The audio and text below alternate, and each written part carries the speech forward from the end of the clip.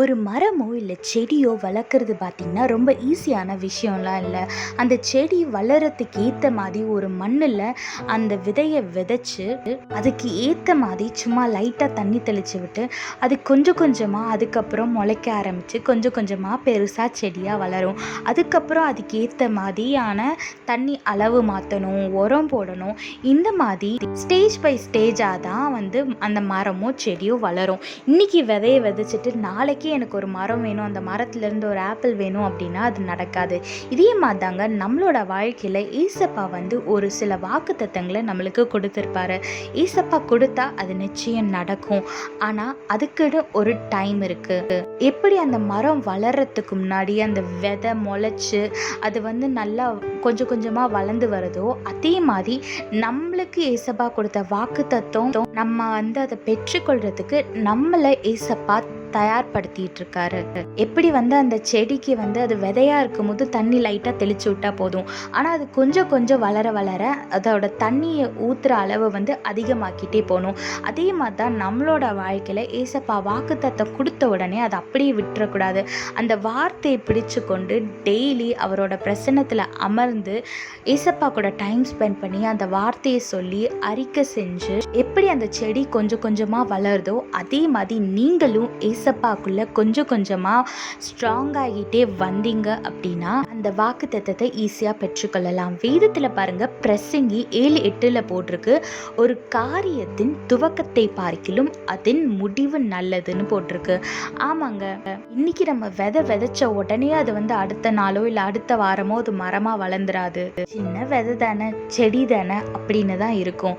ஆனா அது ஒரு நாள் வளர்ந்து கனி தரும் போது நம்மளுக்கு ரொம்ப சந்தோஷமா இருக்கும், பயனுள்ளதா இருக்கும். ஸோ அதனால ஏசப்பா தந்த எந்த ஒரு வாக்குத்தத்தமும் என் வாழ்க்கையில் நடக்கல, என் வாழ்க்கை ஒரு ப்ராக்ரஸே இல்லாமல் இருக்கு அப்படின்னு நீங்கள் நினைக்காதீங்க.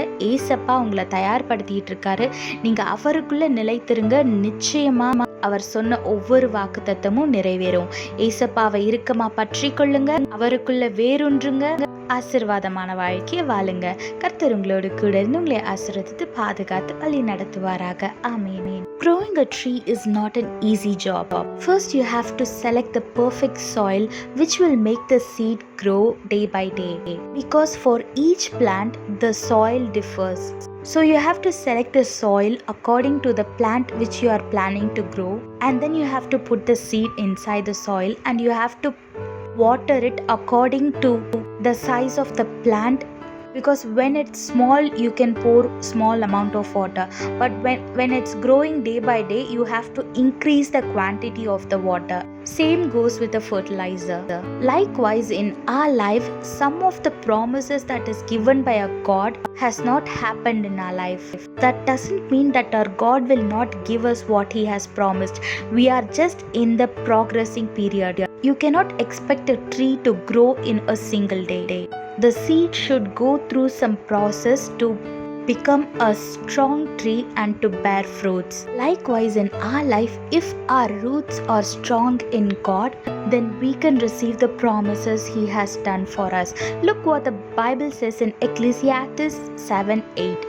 Something completed is better than something just begun. Yes, when the plant is very small, it might not seem very pleasing and satisfied, but when it grows into a tree and gives you fruit, you will be very happy and satisfied. So if you want to receive the blessing from our God, stay strong in our God, hold on to him, spend time with him, meditate his words, and hold on to him tightly and live a blessed life. God bless you all. Have a blessed day. Amen.